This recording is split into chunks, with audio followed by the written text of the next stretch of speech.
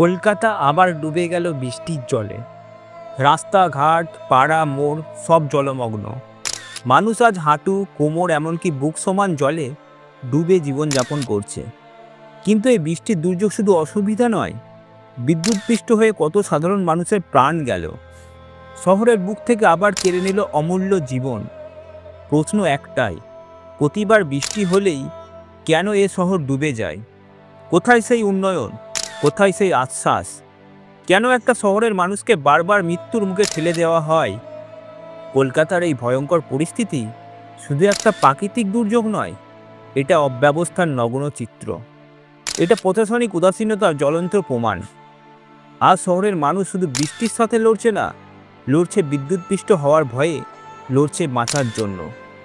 এই মৃত্যু থামাতে হবে, এই অব্যবস্থা বন্ধ করতে হবে, নইলে প্রতিবার বৃষ্টির সাথে ভেসে যাবে আমাদের আশা, আর বিদ্যুতের তারে ঝরে পড়বে নিরীহ প্রাণ।